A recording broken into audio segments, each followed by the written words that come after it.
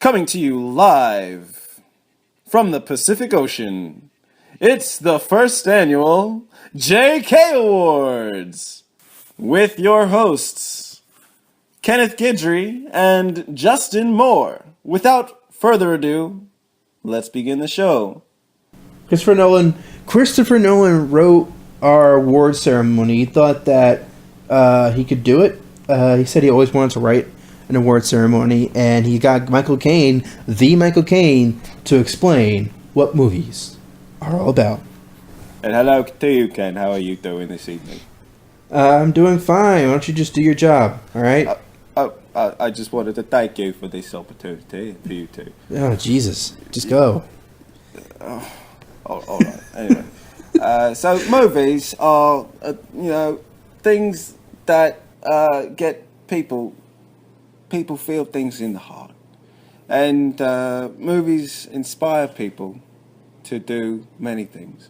They inspire people to make bad impressions of famous actors, and I get the feeling that Justyn doesn't want to do this anymore because it's not working. It's not funny. Why isn't anyone laughing? My God, it's like we're in the middle of the ocean and no one could even hear him. Hey! I'm not a monkey, Ken. I can't. Malagadugala. Oh my God, there's pirates. This is like Captain Phillips. Oh, that's last year. God damn it. You're in Buffer too. Captain Phillips. Not what I expected. Captain Phillips 2. Oh my God, you're back. The worst sequel, this type of sequel where you can't imagine they would ever go back to that scenario, and then they do it again. Kind of like Jurassic World, but all right. Yeah, good point. All right, we're gonna start, because this is how they always do it. We're saving the big awards for last. So thank you, first of all, Michael Caine, for doing a great job explaining. I think now that people know what movies are, we can really just talk about them, So finally, the first award for the JK Awards. What are we gonna call it? The JK Awards, like the Academy Awards, but what's the name of the trophy? The Jakeys. The Jakeys? The Just Kiddings. The Kidder? The Kidders. Oh my God. The Kitties. The kitties. The first kitty is going to, and we'll have like meow little kitties. Mm-hmm. We'll give the winners kittens, not trophies. Cats. Here to present best shot of the year is Jerry Seinfeld. Hey guys, how's it going? What are you doing? As you guys know, movies are shot with cameras. Why do they call it shot? I didn't get a bullet lodged in my body. How? Why is it called getting shot? I really don't know. Why am I even here in the middle of the Pacific Ocean? There's pirates everywhere. I'm not even getting paid to do this. Why do they call it paid? I can't stop doing my act. And for best shot of the year, it's best shot of the year for the K side. In my opinion, best shot of the year belongs to the final shot of The Immigrant.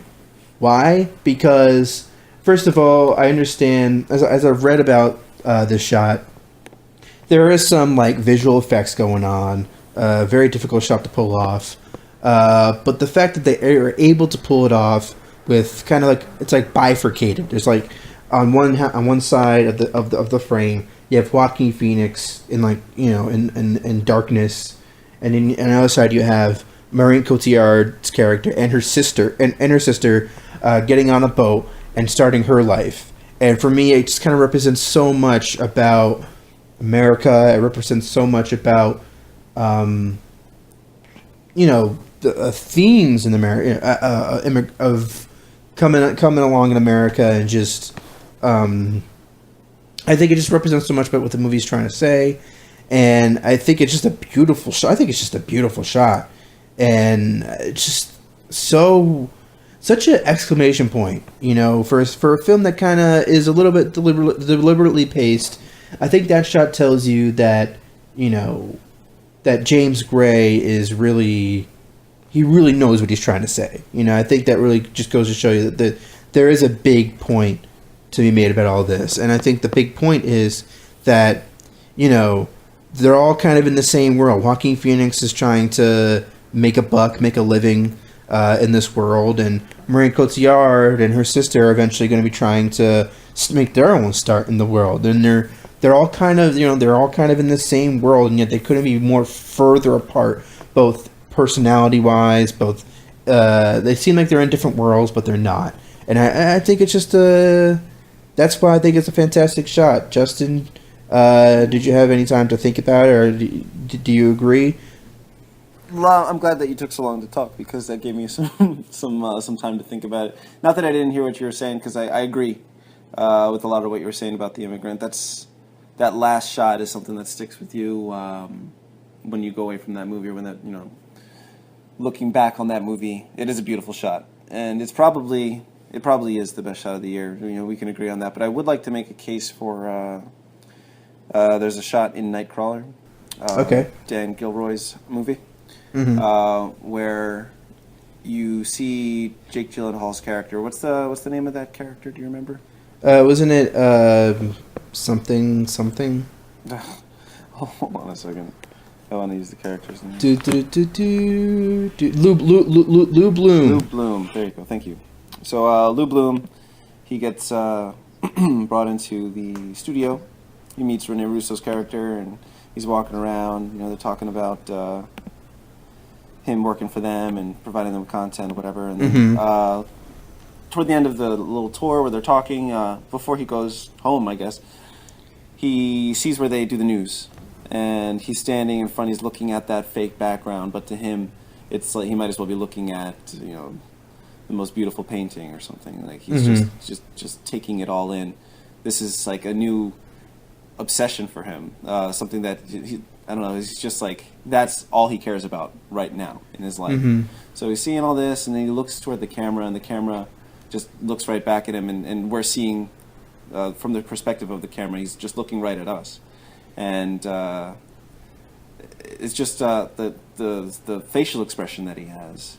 It's kind of like, he looks like lost but focused at the same time, and it just holds on him just long enough for you to kind of see that, just see the determination in this character's in this character. Right. You remember that shot? Yes, absolutely. Yeah, I know exactly what you're talking about. Yeah, that's a great choice. But and I agree. I mean, I was trying to think of some shots in Nightcrawler, because it is a really well shot film. But I think that scene, that shot in particular, stands apart from the rest because of how much meaning there is to it, and how well it represents the film. So yeah, I do believe that's a great. You make a great case for it. Well, thank you, Ken. But all right, okay, but I understand where you're going with. But you know what? Let's see what happens. All right, J.K. Award, the Kitty Award for Best Shot of the Year goes to 3, 2, 1, The Immigrant. Yeah, The Immigrant.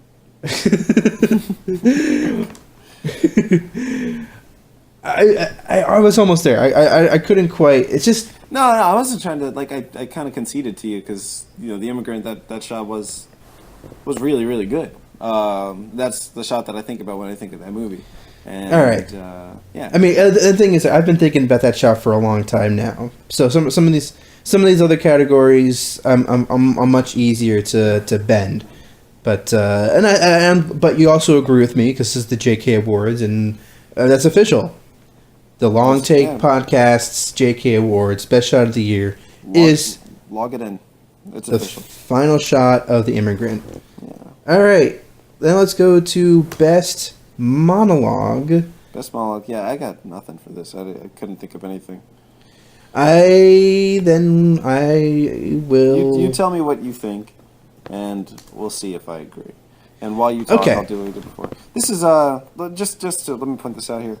I got the in my defense, I seem very unprepared right now, but I want to let the listeners know that I didn't have a whole lot of time to prepare because I only got this list of. I only came up nominees with the list yesterday, so But I mean, you're the one who came up with it, so I think you come up with it because you have something in mind. fine. Subconsciously, maybe even. So just not to offend you, just to defend myself, because I seem like I just said I don't have anything for this monologue, you know. But what are you thinking? All right. I mean, it's fine. All right, don't freak out. I'm not freaking out. I'm very composed. Good. I'm glad you're composed. Yeah. Best composure goes to Justyn. Best monologue for me. Best monologue of the year. And I really only bring it up. I don't even know if this is going to be a thing for J.K. Awards in the future, but it has to be mentioned. It has to be brought up. It has to be put out there in the world. It has to be something that I say. It has to be something that I say right now, and I'm going to say it right now. And what am I going to say? It's Tom Hardy. It's Tom Hardy in Locke, talking to his imaginary father. Written by Stephen Knight, who directed the film. Just the way he ups the ante in Locke, because you're sitting there in the car with Tom Hardy for 84 minutes, and the fact that there's enough, he gives enough information throughout the film to keep you hooked is one thing. But then all of a sudden he throws out this. Tom Hardy looks to his rearview mirror and just starts yapping away at his his father's dead, but it's that you kind of believe when he's talking that, wait a minute, is this father really in there, like in his head? Like, is he really there? Because he keeps going back to him. And you know what's funny is that I laughed at it when I watched it, but because it felt almost too real. Because there have been times where like I've been angry in the car, and not that I like have imaginary monologues to like any dead family members or anything like that, but there are times where I'm like, oh, fuck this, like, oh, I kind of freak out in the car, like you're like in a traffic jam or what have you, and you're just kind of like Justyn, I know you're not much into the you don't have much rage. I don't think you're a rageaholic, but you never see me angry. Behind the wheel, I think that brings out it's kind of ironic, but being behind in a car brings out like the biggest asshole in all of us, because you feel like you're sheltered in this vehicle, and that's like the time when you should be like the most careful, but you're cutting people off and cursing at people and getting angry, while traveling at 60 miles per hour. But car brings out the worst in everybody. But as for Locke and as for Tom Hardy, I just thought it was the perfect way to really get you into this character. I mean, you got a little bit about what's going on with the situation, but now you're really getting into his head. And because there's a lot of, you think about it, and you're like, well, does he really have to do this? Does he really have to go visit this woman who is giving birth to his son? And, he's kind of, it's almost kind of an illegitimate child because, it is. And, and he's ruining his life, basically. But once he looks to his rearview mirror and he, starts chatting away with his imaginary father, he's not going to respond back. That would have been even weirder if he started like taking the voice of his father. But he does talk like he acts as if his dad's talking back to him. Right. He's like, or making looks. He's like, I see that facial expression. Like, I know what you're trying to say. Yeah, and I just think it's so well written. It's such the right moments too. It's just right when you're each plot point of the film goes along. Yeah. The fact that they're able to take like a break from what's going on just to allow him to really, you're like, wow, he is just so far gone. He is really out there. I mean, he seems well put together, but he's not. He's really just kind of on the fringe of sanity. You see this guy who's like so organized and so such a hard worker, but it's in spite of the fact that he's got this demon, he's driving around with this guy in the back seat, his dad, who it's like he can't let go what happened to him in his past, what his dad to him when he was a kid, his dad and his family. So and you get that without him having to really, I mean, there's not a conversation that he's going to have in that movie where it's going to come out with, like, where he's talking to another character, because everything all the conversations that he's having with other characters have to do with the here and the now, and what's happening in the future. The only time you get any glimpse into his past is when he's talking to I guess the memory of his father, or that entity that's in his own head. And when I first saw it on screen, I was kind of like a little weirded out about it, because it is out there, and it kind of takes the movie to a new place. Yeah. Because up until then, it's just very here's this guy having these conversations, some serious shit. I don't really know what's going on, but I'm not, it's interesting. And then it takes somewhere else. I think because it's an 85-minute movie, I think that was the quickest way for you to be sold in what he was trying to do. I mean, all of a sudden he's having these imaginary conversations with his dad, and you're like, okay, now I understand why he's doing what he's doing. Like, you know what I mean? Like, I'm sorry, I'm just thinking about, like, what if the time that he wasn't on the phone, if it was just silence, if he was just driving. if he's just, like, driving the quietly. Movie's, like, it's basically shot in real time. Yeah. The course of the trip. Sorry, I was just thinking about that. And he's just like, do. Yeah, just 10 minutes of him driving. Maybe he picks his nose or something on the radio. Yeah, it just adds to the tension, and it's just Tom Hardy pulls it off. It's unbelievable how he's able to just pull that off, So I mean, that's for me. That's best monologue. Do you agree? Do you have? And here's the thing, JK Awards. They're not we etched them in stone, but we can unetch it. So if you have a thought in the future and you want to reopen the case, we can. But as for now, do you have any personal opinions regarding this pick, regarding best monologue? It's hard to argue with picking Locke, because okay, that's good enough. And the Kitty Award for best monologue goes to serious? Tom Hardy to his imaginary father in Locke. All right, what's next? All right, best ensemble cast. So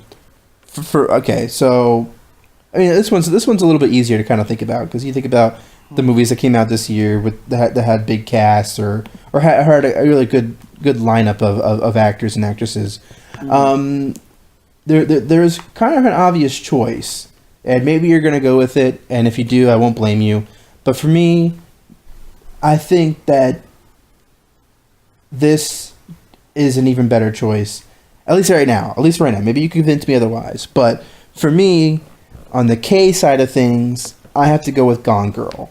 First of all, I like how there's a blend of well-known actors and actors and actresses that are kind of not quite on the rise, or now they are, but before they were just kind of more unknown than the other actors and actresses, like Rosamund Pike, obviously, and now she's got to be considered one of the hottest actresses out right now. You would hope so, but I don't know. And it was Carrie Coon, who plays Nick Dune's sister. Dunn. Go Dunn. Margot Dunn. Yeah. Kim Dickens, who... Did she play the detective? She played the detective, yeah, right? She's got some opportunity with AMC. I don't know if it's related to The Walking Dead, or she's getting her own show or something. But I think she got a show called Cobalt. Yeah, and she was also in Treem, which was the HBO show Treem. About the French Quarter or about New Orleans or something like that. Yeah, and if you look back in her past, she was also in Hollow Man, the Kevin Bacon movie from like 2000.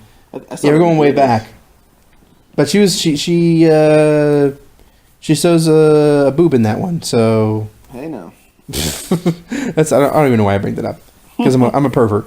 But yeah, so it's a great cast. Other than Kim Dickens, yeah, Patrick Fugit from Almost Famous. Right. Yeah. I don't know. Yeah. Gone Girl is a really great cast. Mm-hmm. Celia Ward, she's usually a TV actress. Scoot McNairy, which you thought that name was funny, and I It's agree. a funny name. It's a funny name, but he's been in everything lately. He's in every movie nowadays. I don't even know if you realize this, but Scoot McNairy is like all over the place. Yeah. I will explain. He was in Frank. He was in Nonstop, 12 Years a Slave, Argo, Killing Them Softly, Promised Land. In blah blah blah blah blah.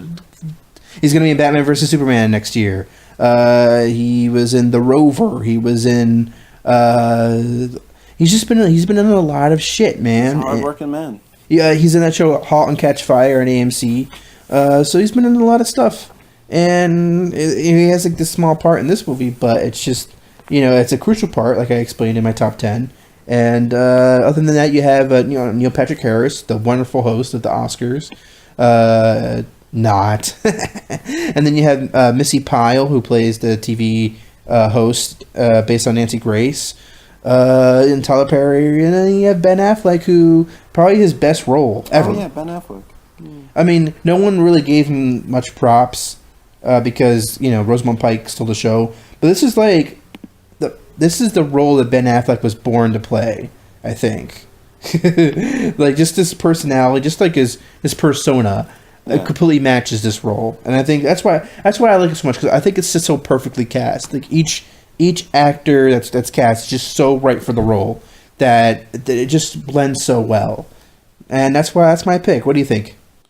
Gone Girl is a great cast. All those really great cast. And you kind of reminded me how good that cast was. I've seen it twice in the past year, and yeah, I agree. But I am going to make some cases for a couple. What did I have here for best ensemble?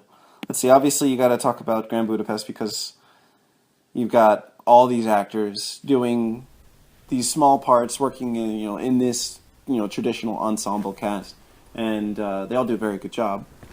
You can make the case for a movie like Inherent Vice, where again you've got a bunch of actors, kind of episodic, where they come and go. They don't really interact with each other; they just interact with Joaquin Phoenix's character. Mm-hmm. I kind of want to mention Birdman because Birdman has a good cast. It does. I know that you had some problems with some of the scenes, like the scene. But the acting is strong. Mm-hmm. With I think her name's Amy Riley, or what is her? Amy Ryan. Sorry, Amy Ryan. Yeah, but you've got Amy Ryan, you've got Michael Keaton, you've got Edward Norton, Zach Galifianakis. I think I'm even leaving out some more. Oh, and Naomi Watts. Mm-hmm. And of course Emma Stone. So good cast there. Yeah, I'm gonna say though that my favorite ensembles. I got to go with Grand Budapest Hotel. Yeah, can you explain a little bit more? Maybe if you make a good enough case, I could agree with you. I'm not gonna try to. I'm not gonna I don't like that part of this thing, like trying to change your mind. Like you have your pick and I have mine. We're not gonna be able to change each other's minds. Yours is Gone Girl. You know what I mean? Like that's too much pressure for me to try to change your mind when I haven't really you're more of a critic than I am. Like you write blogs about these movies. Like a lot of these movies that we've talked about on these movies, you've already written articles about. So you kind of have things to go to, like things that you've already thought about. And me, I'm just I did seriously think about Grand Budapest Hotel, and when you look at what. And what did you think? Like, what were you considering about if you look, like the cast is just it really is insane. Ray Fiennes, and you have a newcomer Tony Revolori, you have Adrian Brody, Willem Dafoe, Jeff Goldblum, Saoirse Ronan, Edward Norton, F. Murray Abraham, Matthew Almeric, Jude Law, Harvey Keitel, Bill Murray, Léa Seydoux. Playing these tiny little parts too. Like they're just they just do what they do in one scene, maybe two. And then they're out of there, but it just it works so well because I don't know. It's just so well planned and so well oiled. It's like a very well oiled machine that movie is. Where you've got all these people, all these little parts of it. Like I don't know, but yeah, Grand Budapest Hotel. That's kind of become a staple of the Wes Anderson movie. He's got these big casts with these big names doing things that they don't normally do, and it's always fun to see actors kind of stretching and seeing if they can surprise you. You're always going to be surprised by somebody, except for Bill Murray. I think Bill Murray and Wes Anderson, he kind of does his thing. It's no surprise, he does his thing in the Wes Anderson films. But yeah, I mean, it's hard to argue against Gone Girl because I love that movie and I love that cast. But I'd have to go with Grand Budapest Hotel personally.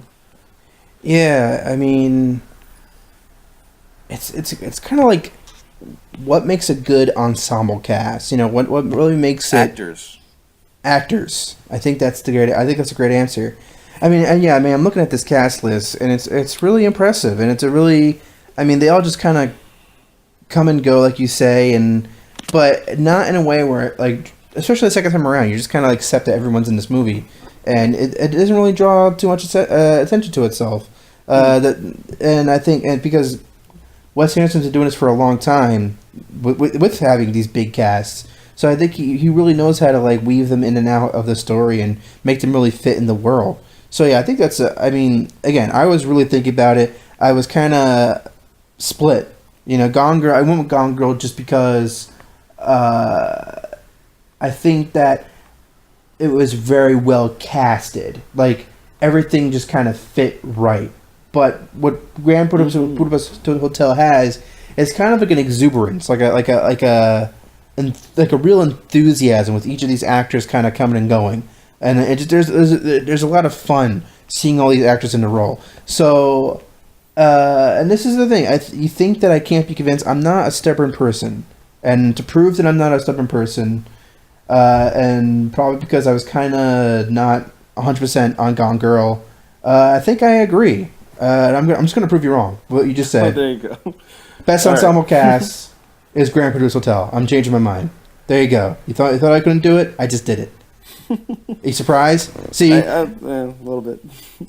JK Awards, you never know what you're going to get. You never know what's going to happen. The casting in Gone Girl was perfect, though. It is perfect. But it's just like, it's just so... It's so... The names he gets in this movie, like Harvey Keitel just coming in the prison.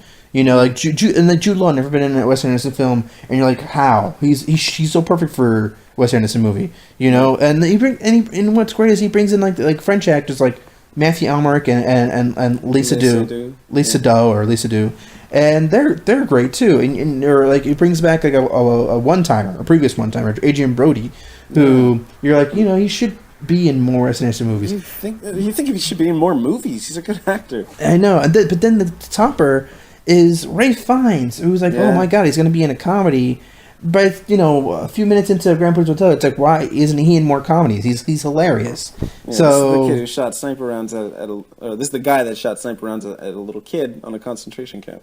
Mm-hmm. He's Voldemort. He's evil. Yeah. But in this one, he's lovable. He's funny, and I gotta watch that movie again. I love how did Wes Anderson see that he was so right for this role? That's also genius casting. So I don't know if you know this. Like, did people audition for that, or did he write it with him in mind? I don't know.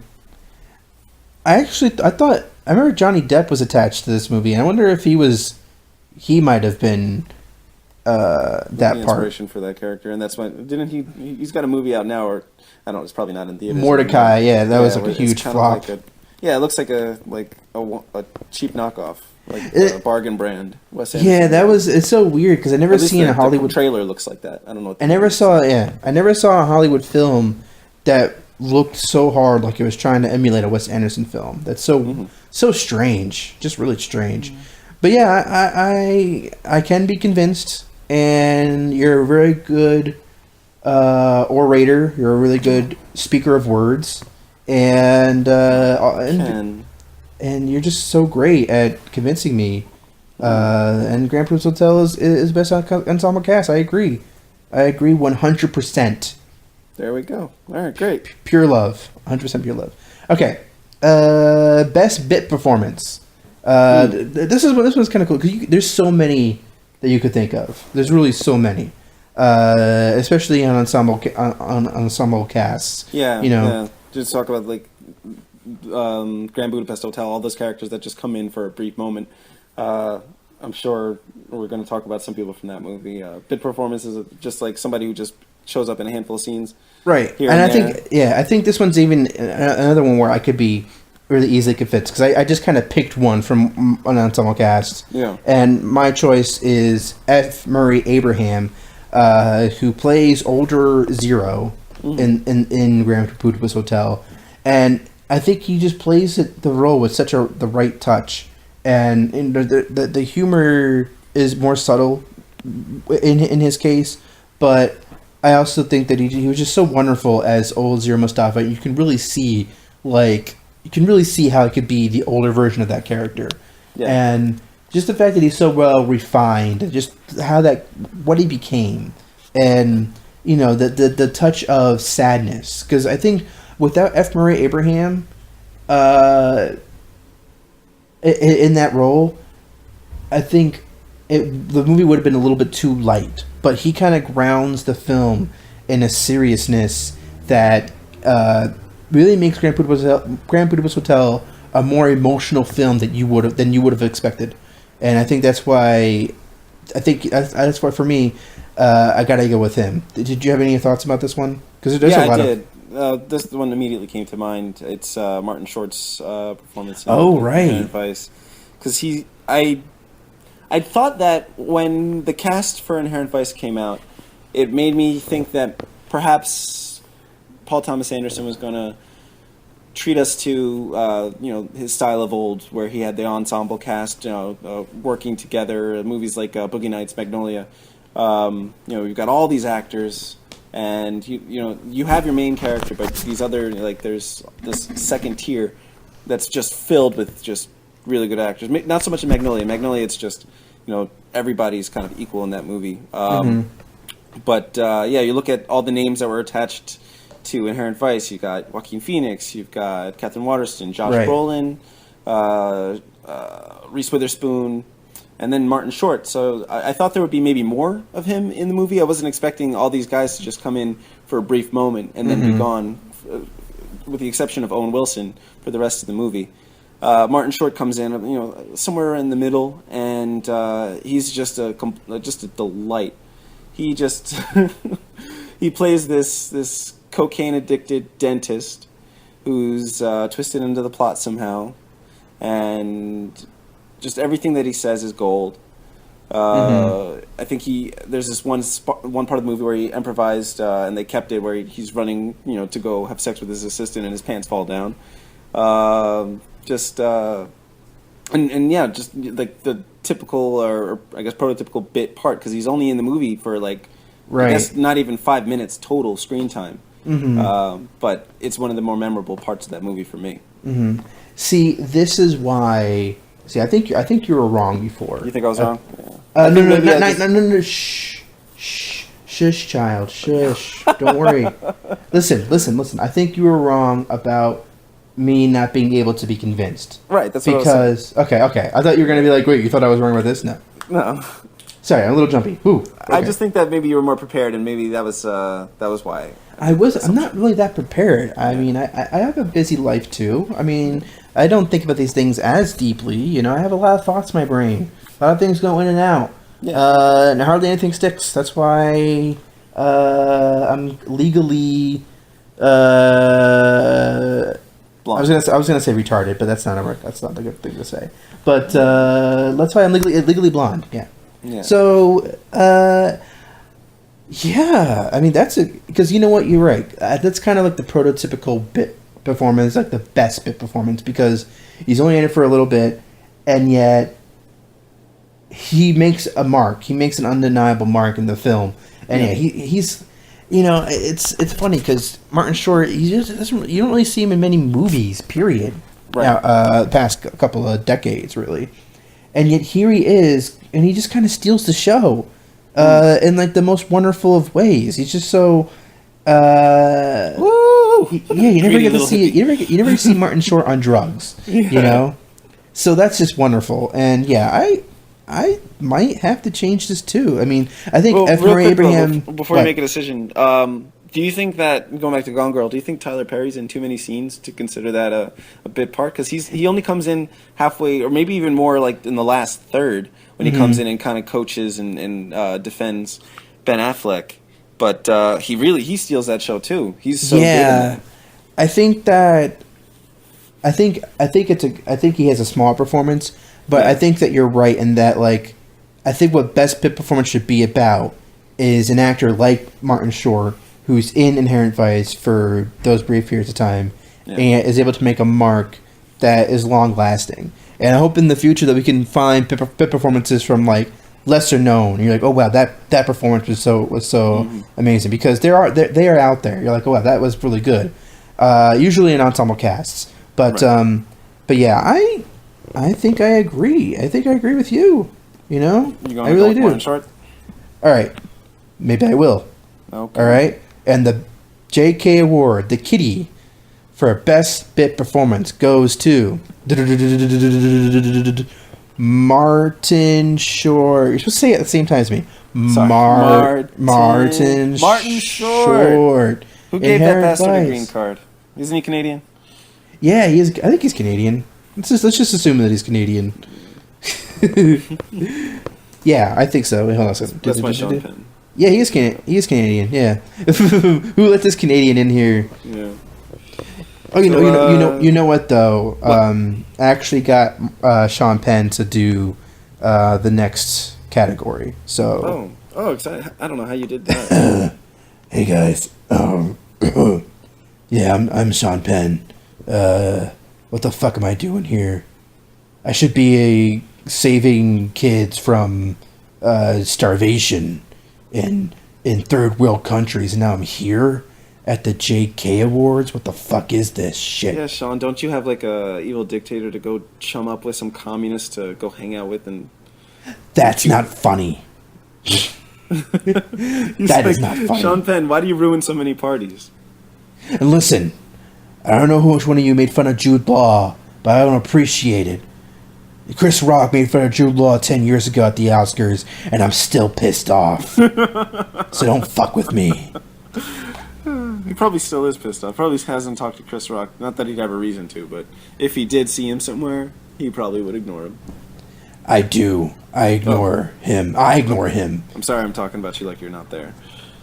Best dramatic performance from usually comedic actor/actress. Ken chose Albert Brooks from A Most Violent Year. Yes, I did, Sean Penn. Thank you. And I'll explain why. Here's the thing.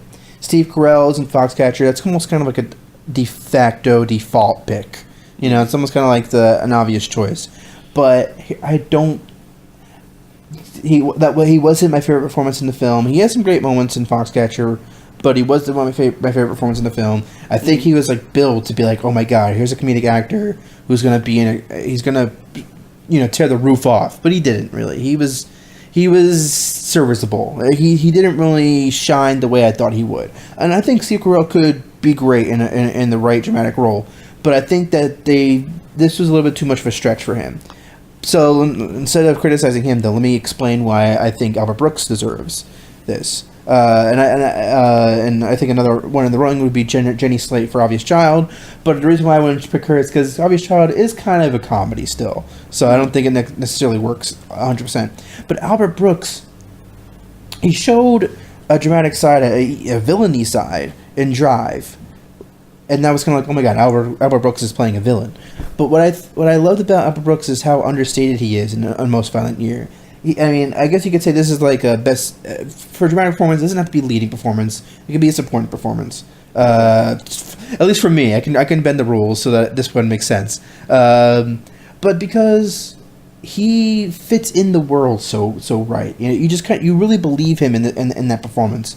And Albert Brooks has been a comic actor for a long time, and to see him just kind of like show up in a role like this and just he doesn't stand out because he's just so in the world, and I think his performance deserves a shout out because I think that he kind of gives the film a level headedness. You know, he's kind of like the voice of reason for Abel in the film, and I think that he gives his character the right inflection to really make it work. A certain amount of gravitas that I didn't really know that Albert Brooks had, at least until Drive came out. But it's exciting to me because I'm really excited to see Albert Brooks like continue this side of him. It's not like, again, instead of being like Steve Carell and Foxcatcher and really trying to stretch out like these big dramatic muscles, Albert Brooks just he takes a role that like isn't exactly showy, and yet he's so solid. Like he really gives that role the right amount of juice to make it work. So that's my pick. I mean, there wasn't that many that I could think of for this one, and I really only I put it out there to be the opposite of the next category. But yeah, I think that's what it should be about. You know, I think instead of go ahead. It's always nice to see people, you know, like I talked about before, doing things that you wouldn't expect or showing you a different side or challenging themselves, because when they do it right, when they get it right, and it's fun to watch or enjoyable, it makes you appreciate it all that much more, because it's like, this is somebody who's doing something that they don't normally do. And I thought about this when I was watching Birdman, watching Zach Galifianakis. Oh, yeah. He's a guy who, you know, goes from playing dumb characters, silly characters, off characters, but usually he's in a comedic role. I think he's gone serious before, but I can't, you know, nothing's really coming to mind right now. Mm-hmm. But in Birdman, he plays, I think, his agent? Right. He's like agent slash lawyer slash. Yeah, he's like putting up the money for the play. He's a partner in that, and he's kind of like his like an old friend, but also somebody that he works with. And he just does a really good job. I can't really talk about it as much as you did because it's been a while since I've seen Birdman. But just that cast, like that was one of my picks for ensemble cast, because it works well together, and he's one of the pieces of that. And it's just not the typical role, not something that I would necessarily expect from a guy like Zach Galifianakis. And it makes me excited to see what else he can do. That's true. I mean, do you think that I'm writing off Steve Carell a little bit too much? Do you agree with me that it's not quite doesn't quite work? Like 100%? I think if I liked Foxcatcher more, right, then I would be giving him his props. He did really well for, you know, I guess he did what he was asked to do. Because watching the trailer when that first came out, that kind of gave me the creeps, because, you know, Steve Carell is what the hell's the name of Michael Scott. He's Michael Scott. You know, he's this lovable guy, and usually in movies he's, you know, the 40-year-old virgin. He's not somebody that, you know, you're intimidated by, like thinking of movies like Crazy Stupid Love. He's just usually this unassuming, nice guy, and now he's playing this creepy, super rich, reclusive, like demented figure, with all this makeup and this, you know, this fake nose. Maybe it was like, yeah, I can't hate Steve Carell because he's such a nice guy.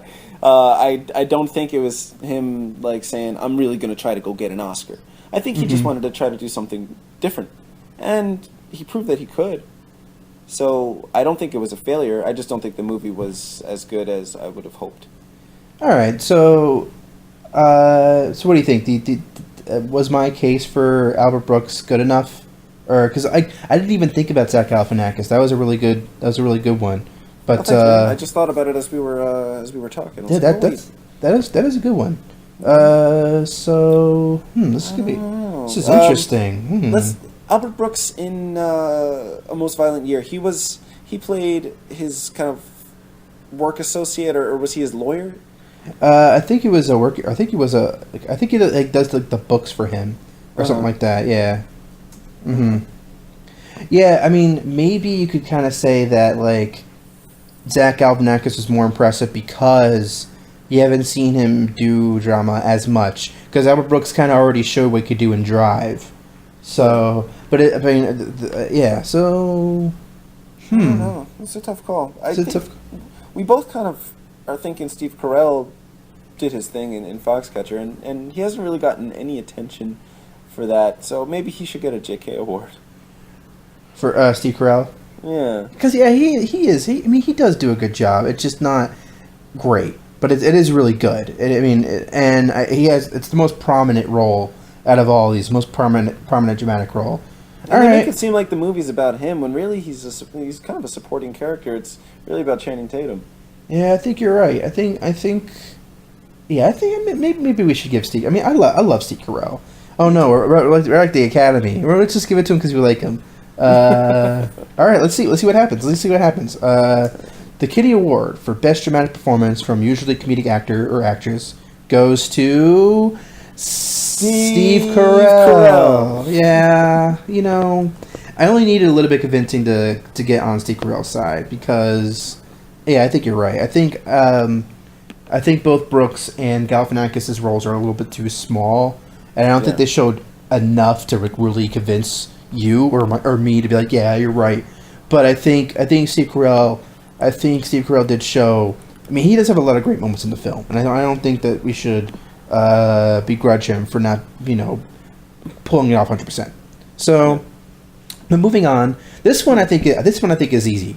Best comedic performance from usually dramatic actor actress. We already talked about him. In fact, maybe we'll devote like a minute or two to like some other ones. But I think this one's obvious. I think it's Ralph Fiennes, Grand Budapest Hotel. Can you even come up with someone who's even close to doing a good a job as he did? I think I can, and I think I'm going to surprise you. Oh my god. What's going to happen? I'm just going to say the name. Josh Brolin. Oh, right. I'm looking at his... Inherent Vice. Yeah, Josh Brolin playing Lieutenant Detective Christian F. Bigfoot Bjornsson in Inherent Vice. Not over your head, like, it's not in-your-face comedy, but it is funny. And he's, aside from playing George Bush, I don't think he's ever gone for a humorous character. I'm looking at his stuff here. I mean, God, what was he in? True Grit. Milk. He kills. He kills the lead character. American Gangster. No Country for Old Men. He's never really cut loose, and I think he even said that when he was doing some of the interviews for Inherent Vice. He's talking about how he's had a chance to kind of improvise and do things that he's never done, and whether he's choking on a chocolate banana or the scene that cracks me up just thinking about it is when he's talking to Joaquin Phoenix, and he's telling Doc that they went over to Catherine Waterston or Shasta's place, and she's just gone, man. She's gone. Yeah. And Doc is like, what do you mean gone? She's dead. Like he got scared and he's just fucking with him. And at the end, you finally see him smile because he's just messing. You can't help but love it. So I have to say that Josh Brolin, he killed it. He's got my vote for making me laugh. I mean, I think I don't disagree with you, right? But I think that we have room for Josh Brolin in another category. So, and trust me, doesn't the Academy do this too? Oh, we'll give it to this person because we're going to give it to him. It's the same show though. We're not doing this for next. I'm not saying we're going to see him for next year, but I don't want to give Josh Brolin 2 awards for the same performance in the same show. You know what I mean?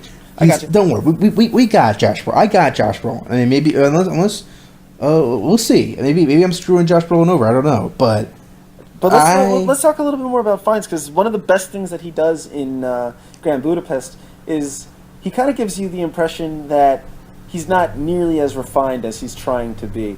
Like, he curses out of frustration. That's true. And, he does all these things, like that part where he goes to talk to the police and he's trying to hold it together and then he just runs away. It's, like, very, very clear that he's a con artist. He's fucking these old ladies for money.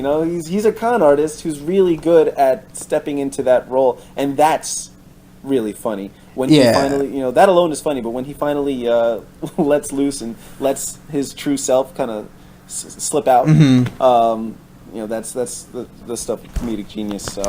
Yeah, I mean, you just said it. I think that he's a comedic genius in this film. So that's why it's the best comedic performance from a usually dramatic actor. I think Ray Fiennes is a genius in the film, and it's his movie. Ultimately, it's his movie. Yeah, He owns it. He owns that role. So with respect to Josh Brolin, I thought that was a great pick, but I think he might come up in later on the show. So the JK Award for best comedic performance from usually dramatic actor or actress is Ray Fiennes. Ray Fiennes. Grand Budapest Hotel. All right. Mm-hmm. Cool. All right. So let's do. Okay, these are overlooked. I say most overlooked actor and actress and supporting actor and supporting actress. I say overlooked simply because honestly, I think that they should be awarded for these awards. So I want you could say just best actress and best actor or best one, but I don't know. I just want to I don't know. But I think that Overlook is fine. I don't know. I don't want to make it seem like this is like a consolation prize. I mean, it is. They're all consolation prizes anyway. But I just, do you know what I'm trying to say? It is, man. Yeah, we don't have to be all PC about it. Like, these guys didn't get the attention that we thought they deserved. Good. All right. Fine. So, most overlooked supporting actress. I was really surprised that, she seemed to have some buzz when the movie was coming out, but then it just dropped. I mean, Patricia Arquette was getting a lot of well-deserved attention for her part in Boyhood, and I think she deserved to win. But I was really surprised that Jessica Chastain, towards the end of the award season, her role in A Most Violent Year was just kind of. She kicked ass. She is so good. She's so strong. She almost very nearly carries the movie. It's not like she's a regular at these things. At this point, she's been at the last. You see the pictures of her on the red carpet, or what they're always talking about on E, or when they're talking about best dressed and stuff like that. She's always there. Mm-hmm. So it's weird that the Academy didn't really acknowledge this kick-ass performance. I wonder if it has to do with the politics of the whole thing. Who was pushing the movie? Who paid the right people off to get them to see this movie? And I don't know how the whole machine works. Yeah, I feel like The Most Violent Year wasn't pushed enough because it really didn't get the attention that it deserved. It didn't get any Oscar nominations whatsoever. So yeah, my pick is Jessica Chastain for Most Violent Year. She's sexy, she's smart, she's strong, she's she wears the pants in that family for sure. I think she's fantastic in that performance. What do you think? Yeah, I totally agree. I love that movie. It was my number 2 on our top 10 list, and I love her in it. Her performance is one of the reasons why I like that movie so much, because she's just really good at what she does. In a limited capacity, she's a supporting actress. The movie's about her husband, but it's just as much about how, it's about how she kind of influences her husband and also antagonizes him at the same time. Or I should say inspires, not influences. But Jessica Chastain, fantastic. But what? I do want to throw out some names though. That just food for thought. Because I know that this is one that you're thinking about. Why did this get so overlooked? And that's Rene Russo in Nightcrawler. Right. Yeah. Yeah. And also Catherine Waterston in Inherent Vice. She did a really good job too. She did.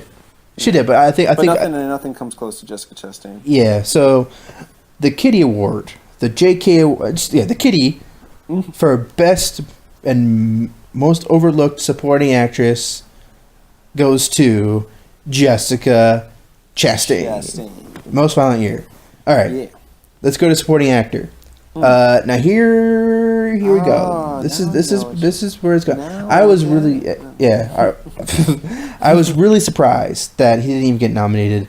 Inherent Vice kind of lost its buzz, but it never had any buzz. Yeah, that's true.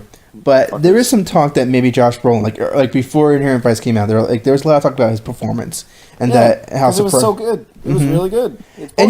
So Josh Brolin, Inherent Vice. I mean, he is absolutely fantastic in this film. He deserved way more credit for what he did, and I think that he was far and away. I mean, J.K. Simmons definitely deserved the Oscar, but Josh Brolin deserved a nomination. Yeah, he deserved a lot more attention for what he did. I don't have it in front of me. Who were the other nominees? Do you remember this year? 5 altogether. We got. Who knows? Was it Ethan Hawke? Ethan Hawke. Yeah, Ethan Hawke. I can't remember. Anyway, but Yeah, I agree with you there, Josh Brolin, completely. Yeah. All right. So the JK Award, the Kitty Award, because you know we don't want to take too much time on this one. For best and most overlooked supporting actor is Josh Brolin. Brolin, Inherent Vice, Yeah. baby. Oh my God! Here we go. Bigfoot. Here's the big ones. Yeah. Although should we do the rest of the actors, then some of the movie nominees, or should we do like some of the, or should I do it in that order? Yeah, let's skip forward. Let's skip over to this movie that flopped. Okay. And before we get to most overlooked film of the year, we'll talk about our actors again. Okay, so we'll do movie that flopped, blockbuster, and then under awarded, and then we'll do okay. So best movie that flopped in the box office. I think that this one's pretty obvious. Yeah, I agree on this one. It's unfortunate that this happened. I didn't expect it. I mean, it's the lowest grossing film of Wes Anderson's career. Wes Anderson? Wes Anderson didn't even make the film. And Paul Thomas Anderson made it. And it's called Inherent Vice. And it's just incredible. It's amazing that not amazing. It's unfortunate and it's a shame that it got so ignored by everybody, basically. I mean, $9.4 million in the box office. That's less than Punch Drunk Love. I mean, it's amazing. And this is the first film that he made for a big studio. Right. And the fact that Warner's thought that he had something there. So it's just I am really shocked that even if it was like there's movies that there's terrible movies all the time that come out that make more than $9 million. You know, here's a movie that is good. It's a great film. Why can't people some people even if they didn't love it, they just enjoy it? Can't they just enjoy Inherent Vice? I just feel like you either loved it or you hated it. Yeah, and I feel like a lot more people hated it. That's the kind of movie it is. I guess. But I still I feel like the theater that I saw it in both times there are lots of laughs. I mean, I thought there was a lot of laughs in my theater, at least. I don't really understand it because the trailer makes it look like a fun movie. And I saw the trailer on TV. I saw it multiple times. Yeah. So I feel like the movie got enough publicity. Mm-hmm. I know Phoenix went out on Letterman. They did their thing and talked about the movie a little bit. Martin Short talked about the movie a little bit on the late night TV circuit. Mm-hmm. I don't know. I guess Paul Thomas Anderson doesn't have the clout that maybe he deserves. Definitely that he deserves. Mm-hmm. Because if The Hateful Eight will make a lot of money, Right? Because it's directed by Quentin Tarantino, Mm-hmm. and that name just generates. That's what Will Smith used to be. It's box office gold. Just Mm-hmm. having that name on the poster.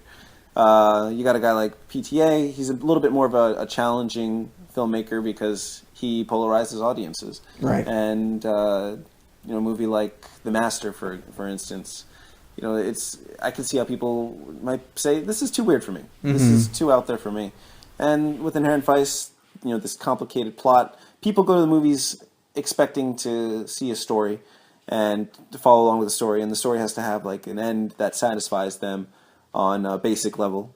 And Inherent Vice doesn't do that. It challenges you in a different way, and it challenges you to keep up with it. And I guess people don't like that. Obviously, people don't like that. Yeah, it's depressing. This is sad. This is a sad one. It is a sad one. And the kitty goes to Inherent Vice. We're sorry, guys. Come on, Nick, make your speech.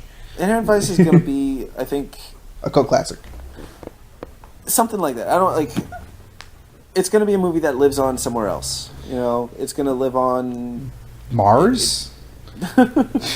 It's going to have a legacy. After we die, maybe? Maybe. I just the people that I know that did see it, casual friends on Facebook that have posted about it, and I was like, oh, cool, a friend of mine is talking about this movie. I remember when my friend was asking me, what, because they know like I like movies or whatever, and he was asking me what's going on, what I'm excited about, and I was talking about this movie, and he was like, oh, I'll definitely go see that. And when the time came, he did go see it. I was like nervous. I was like, oh, I hope he likes it, because that's like a barometer for me, because obviously I'm a little biased with this movie, but I do care what other people think. Like, I took my girlfriend to see it. I wonder if she's gonna like it, because she didn't know shit about it. She didn't know anything about it. Right. So yeah, and he loved it. And that's the thing. He said it was like the most fun that he'd had at the theaters in a long time. Right. And I thought that was awesome, because that was like, that gave me hope that maybe this movie could capture something for like the everyday moviegoer. Hey, what do you want to see? Let's go to the movies. But I guess, do people do that anymore? Do people like just go to the movies for the hell of it, or do they go to see a certain thing? Well, wasn't there a statistic that came out a couple of months ago about how most audience members don't know what they're going to see when they go to the theaters? Yeah, I think I never do that. Yeah, we don't do that, but I think that happens more often than we think. I think that's why, like, Inherent Vice, like, when it came out, I think there's a lot of people who just kind of go see a movie just for the hell of it, and they have no idea what's going on. And they get confused and scared and upset, and then they crap their pants, and then they don't like Inherent Vice. So, I think that's what happens. I think that's what happens. Yeah, if it was, unfortunately, because Joaquin does a really good job in that movie, but if it was a more recognizable name, like Robert Downey Jr. in the original, what was speculated to. Or in talks to play the main character in this movie, and he's the kind of name that would have really been able to carry this film, right? And it would probably, I think it definitely would have been more successful if it was him, but it would have been a totally different thing. Yeah, I really hope Paul Thomas Anderson casts Leo, or RDJ. Come on, you got to do this. You got to do this for your soul. You gotta. No, you don't have to do it, but you don't. You can do anything you want, but I just want you to make a successful movie. You deserve it. You deserve to have a movie that's really successful. All right? So agreed. Yeah, wholeheartedly. And he's the kind of guy that people like. He's just got this reputation for bringing something out of bringing something more out of actors that you typically see in their movies. Mm-hmm. And I think that would be exciting to a lot. Maybe a little scary for some. Mm-hmm. But exciting for the ones that want to go there. Leo did it with Tarantino. Right. Leo constantly challenges himself, so I'd love to see him, because he almost worked with him in Boogie Nights. Right. So it'd be really, really cool to see them finally do that. And RDJ, that would be sick. I don't know. I have no idea what to expect from Anderson in the future, because there hasn't been any news about what he's going to do next. And that's exciting, because he's going to come out with something, hopefully sooner than later. And yeah, I look forward to finding about what that is. Me too. Me too. So that's right. J.K. Award goes to Inherent Vice for best movie that flopped in the box office. Now the very opposite kind of thing going on here. Best blockbuster tentpole movie. I personally would go with Dawn of the Planet of the Apes, because I was really impressed once again with the CGI, the way they were able to make these apes like main characters in the film. And the way they were able to get like the villain is one of the apes, and he owns it. Like, he owns the film. Who was that? What was the character's name? I can't remember, but he was the one that like he walked up to those guys with the guns. Yeah, on the human side. Koba. Oh, yeah, Koba. Yeah, and he's like acting like a dumb monkey, and that was really fun to watch. Just watch him fuck with these guys. Yeah, oh my god! Towards the end, when he's charging at the humans with this fucking machine gun, riding a horse, I was like, oh my god, this is cinema. Stuff. This is This is what a blockbuster movie should be. It was just fucking chimp on a horse with a machine gun in his hand, and it's completely serious. What do you think? What's your opinion? I liked Dawn of the Planet of the Apes. I liked it a lot, but I have to go with Guardians of the Galaxy, man. I got to go with Guardians of the Galaxy, because that was a movie that was a huge hit. One of the highest grossing movies of the year, top 10 if I'm not mistaken. And it's about, like, nobody knew who the Guardians of the Galaxy were. True. I didn't. and it's not like people like I knew who the Avengers were. People are familiar with the popular Marvel characters, your Spider-Mans, your Fantastic Four, Captain America, Hulk, Thor, all those guys, Iron Man. Well, and that's the thing, like, Iron Man wasn't that popular until the movie came out, but they're really good at introducing you to this thing, and like they know that Marvel knows that you like it before you do. Their movie studio. Guardians of the Galaxy, I knew nothing about, and Chris Pratt, love him in Parks and Recreation, and I'm excited that, or I'm happy for him that he's got this career that's just blowing up. But he is what makes Guardians so good. And then you got Bradley Cooper as this angry raccoon, and Vin Diesel as a tree, and the lovely Zoe Saldana as a green alien who kicks ass and has emotional problems. It's just a really fun movie, and one that I didn't know that I was going to love until I went and saw it. It's. Were you looking that up? How it did at the box office? Yeah, I think it's either the highest grossing, or it's in the top 3 at least. But yeah, it was the highest. Yeah, sorry, go ahead. It was the highest grossing film of the year for a while there, at least. Yeah. So the fact that like this movie did so well, and it's about like, it doesn't have it. It didn't have a name that was like, oh, I got to go see that because so and so's in it. Because at the time that it was playing in the trailers were playing, Chris Pratt was still a guy that was an up and comer, and the fact that it was so successful and you didn't really know what to expect or what you were going to get. Who are the Guardians of the Galaxy? They even joke about that because nobody knew who they were. They're like, who are these a-holes? I think was in the trailer. Or what a bunch of a-holes is the line from the trailer. But anyway, yeah, that's my choice. Yeah, I mean, you know what? I think Guardians of the Galaxy deserves its props for not being a sequel. Even though it's part of the Marvel machine, it is kind of its own beast, and it's kind of its own thing.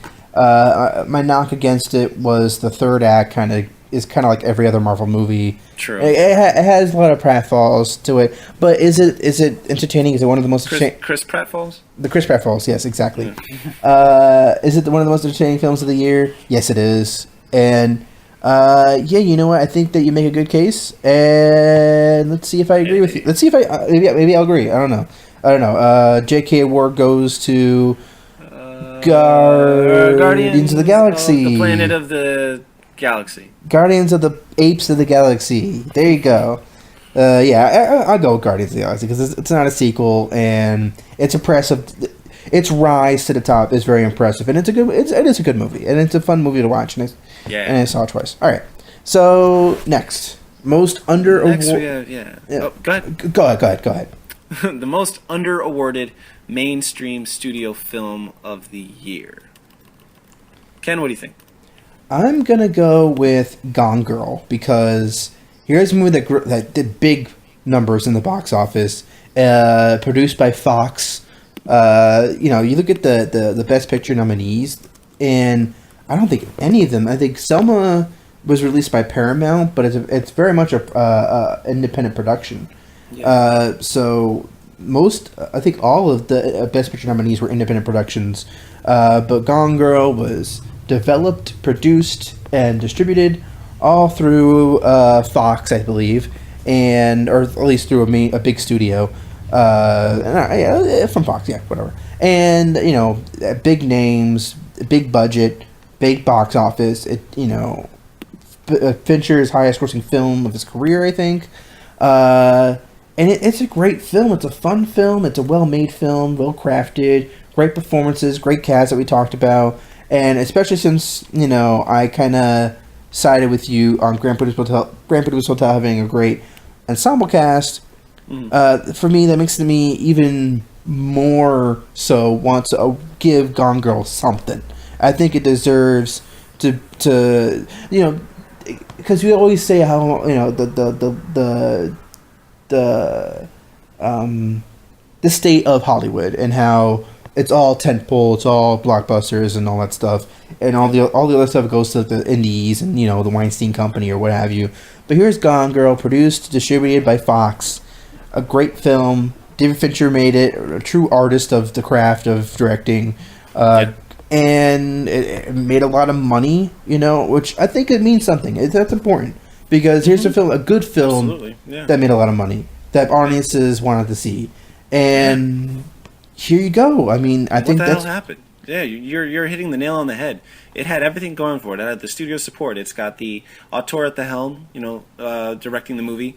It's based on a book that I wasn't aware of the book, but apparently it's pretty popular. Mm-hmm. And Ben Affleck, Rosamund Pike. Not too many people know her, but they know her now. Mm-hmm. The cast, like we said, really, really great casting. And people liked the movie. People really liked the movie. People were talking about the movie. Mm-hmm. And nothing came from it. Like, it's a movie that you watch and you're like, okay, I'm going to be seeing this again at the end of the year when they're giving out the awards for these, this might win something. Mm-hmm. And it didn't win anything. There are other movies that come to mind that didn't win anything. Speaking of the Oscars, aside from Patricia Arquette, Boyhood didn't win anything. Right. And that was a surprise to me. And I guess the one thing going against was Boyhood a mainstream studio film? No, it was produced by a very, very small IFC Films. Oh, well, there you go. That's independent film. Yeah. And what about the Lego Movie? Did that have a studio behind it? A big studio? Oh, of course. Yeah, that's Warner Brothers. Yeah, and that was a surprise to me. I thought that movie was one of the better animated movies of the year, and it wasn't nominated for an Oscar. Yeah, it didn't win anything. As far as I know, it didn't win anything. And that's the one animated movie that I've heard the most about this year. I didn't hear that much about Big Hero 6. I saw it, I enjoyed it. I didn't hear that much about How to Train Your Dragon 2. Saw the first one, enjoyed that. And if I had some nieces and nephews or something, I probably would have seen all these movies. But the Lego Movie is the one that I actually took the time to look into because I'd been hearing so much about it, and it was really, really enjoyable and not what I expected. And I thought that I would get some love. Some kind of love. It was nominated for the song "Everything Is Awesome," but that's about it, Right. So yeah, you do make a good case for a Lego Movie, but considering, I think I have to stick with Gone Girl because it's an adult movie, it's an R movie. It's a real thing. Mm-hmm. That made a lot of money. I mean, I do agree that Lego Movies deserves some recognition from the board, but the board of JK.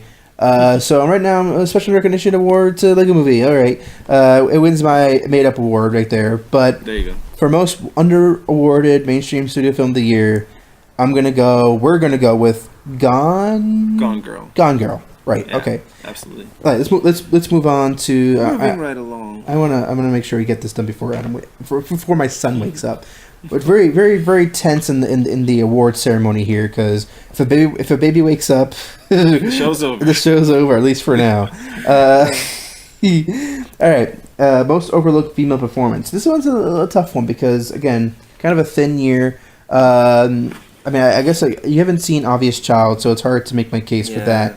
But so to make it a movie that you have seen, I kind of talked about it before with the previous episodes, but I got to go with Scarlett Johansson in Under the Skin. I mean, it's kind of she really undersells the performance. Like it's so subdued and quiet of a performance. It's almost like a blank performance. But the fact that she's able to be so blank and able to like almost remove her entire personality from that role. I think I think some credit is deserved for that. So yeah, I mean I don't really know what else to say about it because it's such a Under the Skin is really great because not necessarily because of Scarlett Johansson. It's because it's a well-crafted, well-made film. I mean, she definitely serves the film right, and she does a great job. And I think she deserves recognition. I think it is a very overlooked film performance, but if you have a better choice, I am willing to listen to any other opinions. Scarlett Johansson, yeah, she's overlooked, but the movie itself was really overlooked, which is unfortunate because it was one of the best, one of my favorite movies of the year. Maybe it'll win most overlooked film of the year. Maybe it'll win a JK award. But what do you think for female performance? No, I'm getting to that. Okay. Yeah. Where was it going? Where are you going? This is a movie and a performance that I really have only heard from in very small circles. You know, talking to you and you know, select things that I'll read about movies online. It's like only kind of like cinephiles are really know about this movie. People that are just casual fans of movies. I mean, I'm not trying to sound like a fucking snob over here, but people don't know what Under the Skin is. And, you know, when you ask, you know, the everyday person what Scarlett Johansson's been in lately, they might tell you Lucy, but they won't tell you about Under the Skin, which is, I didn't see Lucy, but I'll tell you that Under the Skin was better than it. You know, her performance was. You know, she's pushing herself in a way that you've never seen her before. And that's, you know, that's what you like to see. But I will make the case, though, for Rosamund Pike in Gone Girl, because she got nominated as a supporting actress, but I think that's bullshit because she was she was nominated for Best Actress. Oh, it was Best Actress? Yeah. Oh, sorry. Never mind. That was my argument. But she didn't win, so there you go. Oh, I had all this thing about like how she was in the movie as much as Ben Affleck was in the second half or the second bit, and then at the end it was equally about both of them. So, foot in open mouth, insert foot. But yeah, Rosamund Pike. Then yeah, I still stand by it though. I still think that her performance was overlooked because just kind of like how. What was the last award that we just gave out before this one? Overlooked film. Under awarded. Under awarded film. Mainstream film.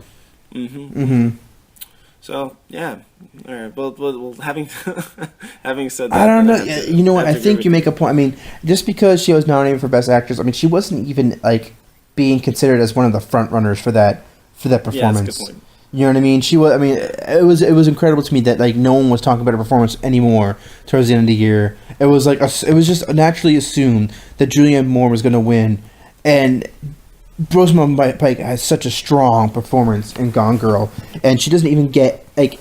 Did she win any awards for it at all? Did she win? Because that's the thing. It's like this performance like Josh Brolin. Like I would have been happy with a nomination, but Rosamund Pike should have won.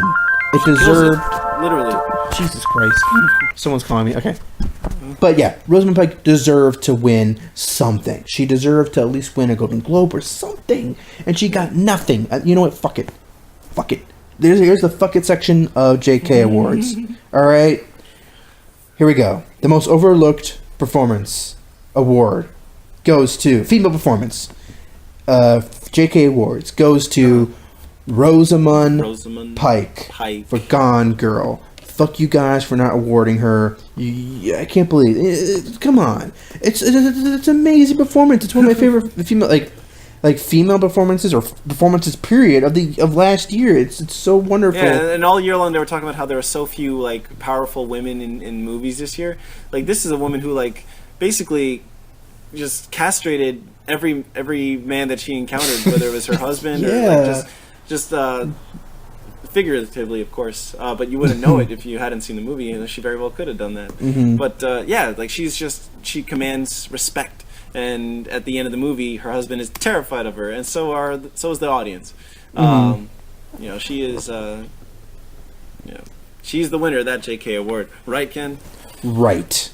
All right. Let's without further ado, there's two more. There's two more. I thought about doing director, but I don't know. I mean, I felt like all the right directors were just like got the right recognition. I mean, I guess you could say Paul Thomas Anderson, but we already gave an award to Henry Rice. Not a very kind one, but whatever, fine. I don't care. But most overlooked male performance of the year. I think this one is like to the T. To the T. We already gave an award to this movie for its writing, for best monologue and everything like that. I don't know though. I think I might have one for you or two. Okay, fine. Well, my choice for most overlooked male performance of the year is Tom Hardy in Locke. It's his movie. He owns the film. The film would not have existed if he wasn't in it. I mean, maybe they could have gotten someone else in it, but they wouldn't have been as good because Tom Hardy is the best young actor working right now. You make a case for Michael Fassbender. But like Tom Hardy has two performances like this, Bronson and Locke. Like you're just like it's him, it's Tom Hardy, and he just fucking owns the entire film, and he owns Locke because it's his through and through, and he makes it work. He makes it work so well, and you just in a car, and yet he has so much. I said this before, dramatic gravitas to really pull you in and really believe the story, believe this world, and believe him when he goes into strange directions. Yeah, absolutely. I mean, I want to see if you can get me out of wanting to award Tom Hardy. If you can do it, I'll be really impressed.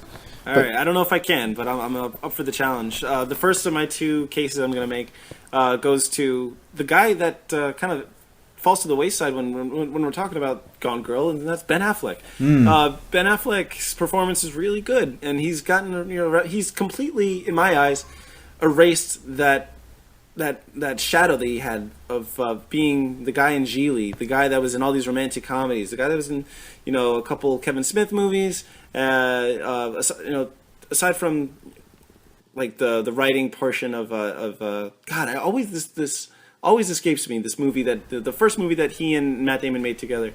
Good Will Hunting. Thank you. I don't know why I can never think of that movie when it's like something I have to reference.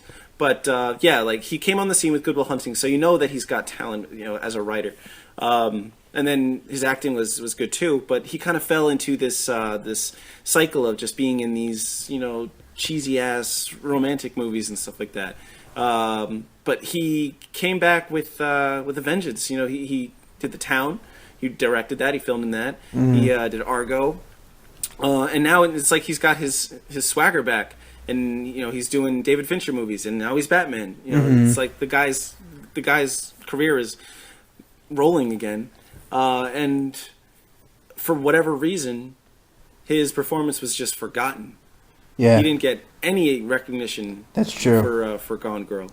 But even more impressive than Ben Affleck in Gone Girl is this next guy, because everything that you said about Tom Hardy, I think you can say about this guy.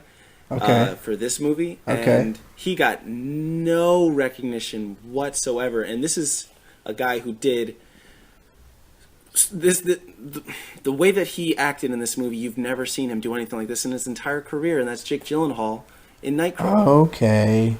All right. Absolutely. Yeah.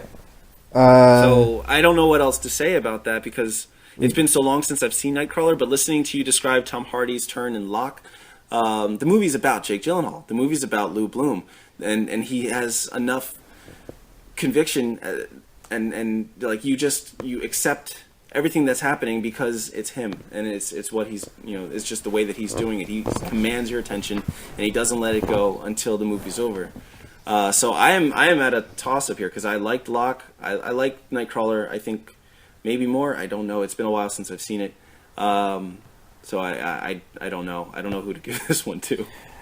I mean, you're right. I mean, yeah. I mean, I was thinking Jake Gyllenhaal was nominated for a Golden Globe, but that's a fucking Golden Globe. Was he even and he wasn't nominated for an Academy Award. No, was he even nominated for like a Screen Actors Guild Award or anything like that?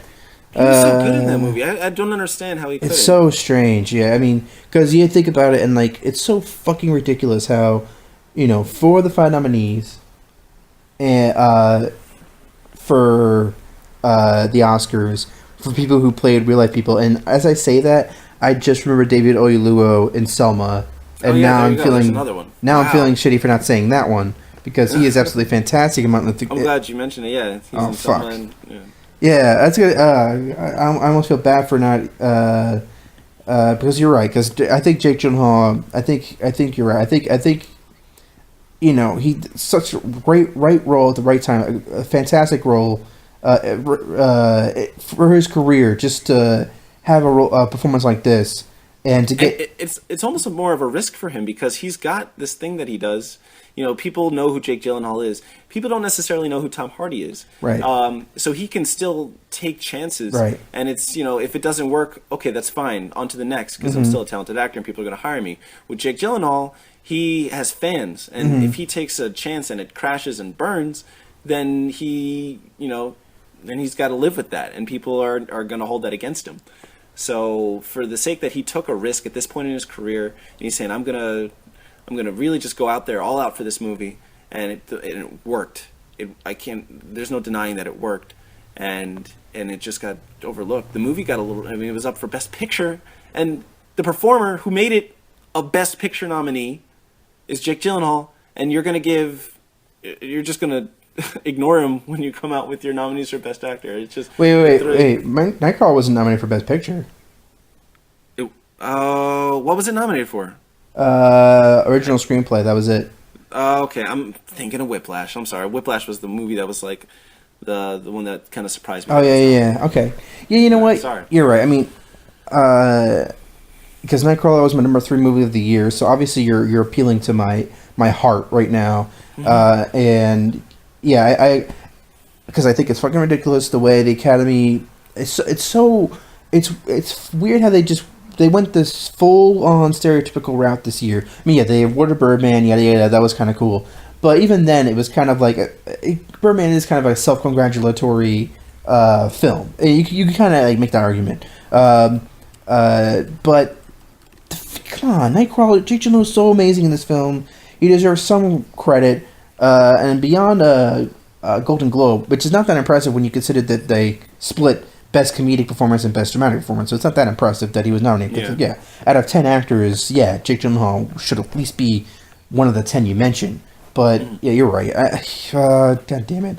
All right, the kitty for most overlooked male performance goes to Jake Gyllenhaal. Nightcrawler definitely deserves something in this award show, and Jake Gyllenhaal definitely gives one of the best performances of the year. Tom Hardy, a very close second, but yeah. I like Tom Hardy more than I like Jake Gyllenhaal. Overall, but Jake Gyllenhaal I have to go with Jake Gyllenhaal and Nightcrawler. Yeah, god damn it, you're right. But you know what? That brings us to the last one. Let's not delay any further. This is going to be an interesting one. I've got a couple in mind. All right, most overlooked film of the year. For me, it has to be Under the Skin. What a wonderfully wild, bizarre film. And the thing is, it was never going to be an Oscar player. It was never going to be one of those types of films. And even with critics, I think critics liked it, but I think they went on to go with something like Boyhood, which I understand. Which I love Boyhood. Number 1 for me of the year. Remember, Under the Skin was number 2 for me, and for me it was when I said for me too much right there. But here's the thing: I think that Under the Skin for me, when I was doing my list, I didn't even hesitate when I put Under the Skin at number 2 because it's that good. It is really a great film. And yes, it's an art film, and it's very underspoken. It's kind of a very visual type film, but it works, and it's a fantastic film. And Scarlett Johansson is great in it, and there's just so many great things about this film. Well crafted, it just, like I said, bizarre. And there are some scenes we talked about it in the episode 10 or 11, where the hell it's going to be. But with the scene with the baby alone by that beach, or the scene where that one guy kind of like implodes in that liquid, just so fucking crazy this film is. And when the deformed man gets kidnapped and thrown into a trunk, that too. There's just so many bizarre things in this film. It's so great, and that's why it's my most overlooked film of the year. I think I have to agree with you, because I guarantee I could walk up to like 10 random people at the mall and ask them if they'd seen Under the Skin or even heard of it, and they're probably going to say no. That's maybe a little prejudice of me, but I just think I haven't heard anything about this movie other than what I myself sought out. But other movies that have come to mind for being overlooked, we talked about Inherent Vice. That was a movie that just bombed at the box office despite the names that were in the credits. From director down to the actors and everywhere in between. The Immigrant is a movie that I think got overlooked this year. Yeah, because you've got absolutely. You've got 3 great performances. Marion Cotillard, I feel like she's just been just a staple at these award shows at the end of the year, because she's always doing something great. Joaquin Phoenix, Jeremy Renner, and James Gray, the director, who's these are names that are usually associated with great filmmaking. Right. And this movie didn't get the attention I thought that it would. Nightcrawler, another one that comes to mind for being overlooked. Because I went out with my friends and saw I saw it with a couple of friends and they all liked it. But it's just one that didn't really catch fire. Yeah, it's weird how that happened. It is weird, yeah, because it's a fun ride. We were just talking about it. The performance is amazing, and the movie just works. You hear a lot more about Whiplash because a lot of people made news about how that was this person's directorial debut, but you could say the same thing about Nightcrawler. Right. He wrote and directed that movie, and it was the first thing that he ever did. And it's as good, or if maybe even better than Whiplash. But Whiplash had that J.K. Simmons performance. But fuck you, Nightcrawler had that Jake Gyllenhaal performance, so I don't know. And then A Most Violent Year is another movie that just got overlooked. Yeah. But having said all that, I have to side with Under the Skin because it's that much of a movie. I can't even say like it's that good of a movie because like it deserves a better adjective. It's mind bender. It's one that sticks with you. It's the stuff of nightmares. It's got those shots that stay in your brain. The music, the just everything that I like in a good creepy movie. It has. And it's got somebody like Scarlett Johansson who can be in movie like was it Valentine's Day, Yeah. She's proven to be a little more versatile than I guess I gave her credit for. She started out as this indie girl with Lost in Translation, and Ghost World. Ghost World. Remember Ghost World with Didn't see it. Steve Buscemi? You didn't see that? No. It came out in like 200001. That came out before Lost in Translation. Oh, Yeah, no. that was I like thought Lost in Translation was the first thing she did. Nope. Or like the first thing of note that she did. But yeah, there's another person who's got like a lot of fans or followers, and she's taking this chance in this movie, playing this like just this weird character. That's something that most actresses haven't had an opportunity to take a chance like that. And she did an outstanding job, an unforgettable job. Great movie that nobody knows about. Basically, and at least no like general fans of movies know about, or general watchers of movies. So yeah, all right, here we go. The JK Award for the best film of the year, the most overlooked film of the year. The JK Award goes to Justin. Take it away. JK Award goes to Under the Skin. This Under the Skin. Wow. And there you have it, folks. That's it. That was our first show. That was our first award show. Hopefully, we'll do it better next time. Anyway, the next time I think it'd be better to do this like before Oscar nominations even come out. Hopefully, we'll see more movies before. We'll try our best. I think that'll be tough because that would be interesting to see how. You know what we should do, man? We should. I like that what? we did this. We should. What should we do? We should also just go. Make our picks for our nominees for Best Picture. Come up with our own and just see how it stacks up to what happens at the end of the year. Yeah, you know what? We could do our nominees. I don't want it to be like a reaction against the Oscars or anything like that. But yeah, I think we should try and do next year's JK Awards. We kind of did this like after the Oscars, so I just kind of wanted to like. I didn't want to give the awards the same type of films. You know what I mean? So this time around, I know you didn't like the idea of agreeing, but I think it feels more official when we both come to an agreement on something. It grew on me by the end of it. In the beginning, I was kind of like, I thought I would have one and you would have one, but yeah, we have to. It would be nice if there was like a third party, maybe somebody that we could bring in, like a guest host. To bring in and be like the deciding vote or something. Yeah, no,